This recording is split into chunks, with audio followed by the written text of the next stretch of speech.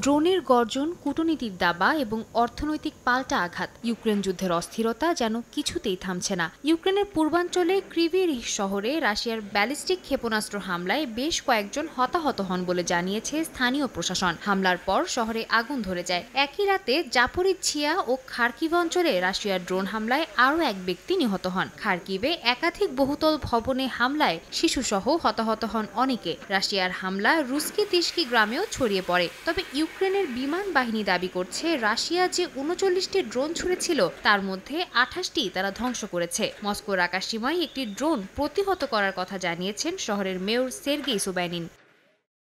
তবে পাল্টা অভিযোগে সরব হয়েছে রাশিয়াও। রুশ পররাষ্ট্র মন্ত্রণালয়ের দাবি, মার্কিন মধ্যস্থতায় হওয়া চুক্তি ভেঙে ৩০টিরও বেশি শক্তি কেন্দ্রে হামলা চালিয়েছে ইউক্রেন। কিয়েভের পক্ষ থেকে এ অভিযোগ অস্বীকার করে জানানো হয়েছে তারা যুদ্ধবিরতির শর্ত মেনে চলছে, বরং রাশিয়ায় বহুবার তা ভেঙেছে। চলমান উত্তেজনার মধ্যেই রুশ বিনিয়োগ দূত কিরিল দিমিত্রিয়েভ দাবি করেছেন ট্রাম্প প্রশাসন তৃতীয় বিশ্বযুদ্ধ রোধ করেছে এবং শান্তি চুক্তি নিয়ে আলোচনা চলছে। এদিকে ন্যাটো মহাসচিব মার্ক রুটে স্পষ্ট করেছেন যুদ্ধবন্ধের বল এখন রাশিয়ার কোর্টে। ইউক্রেনীয় পররাষ্ট্রমন্ত্রীর দাবি, যুদ্ধবন্ধে তার দেশ কখনোই প্রতিবন্ধকতা সৃষ্টি করবে না, বরঞ্চ রাশিয়ার উপর চাপ প্রয়োগ করে শান্তি প্রতিষ্ঠার চেষ্টা চালানো উচিত বলে মনে করেন তিনি। সাদিয়া তাসনিম, সময় সংবাদ।